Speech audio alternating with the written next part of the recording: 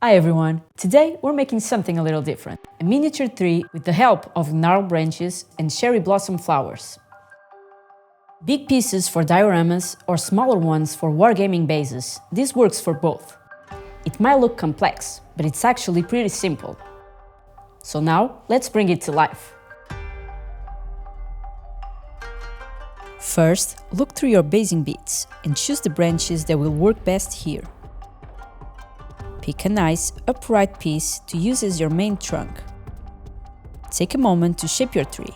Trim anything you need so it all fits together nicely. A small, angled cut helps the branches flow more naturally, rather than sticking straight out.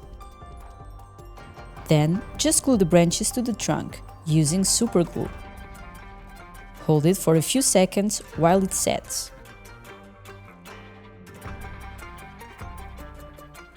This is where you can get creative. You can look up some image for inspiration.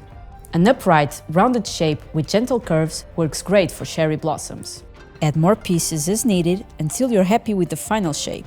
I'm building the tree separately here to better show the process, but normally you can build it directly onto your base. Doing that can also help you use your miniatures as a guide for height and branch placement.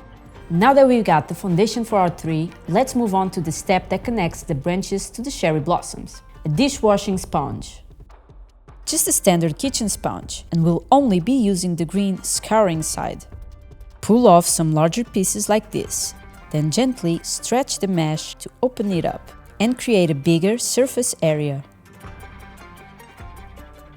Place the mesh onto the branches, then apply a bit of super glue to lock it in place. This part can get a bit messy, so you can use tweezers to help you. Then repeat the process, linking branch to branch until you build a nice base that will hold the flowers later on. And that's the result. Ready for painting. I'm using a rust tone that matches the cherry blossom base, so everything blends together. If you don't have a spray in this color, just use your usual primer and paint over it with a similar color. Then, just a quick dry brush of leather brown to bring out the texture and push the highlights. And finally, a wash to deepen the shadows. Now, the only thing missing is adding our flowers. This is where all the work underneath starts paying off and everything comes alive. By layering the grass tufts over the sponge, we create the illusion of dense, natural foliage, the final touch that really transforms it into a cherry blossom tree. To make it nice and sturdy, add a bit of PVA glue. It reinforces everything and keeps it all firmly in place.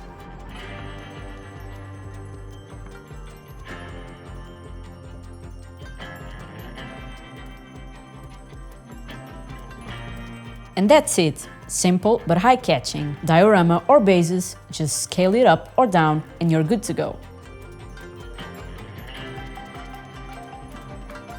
Thanks for watching and stay tuned for more.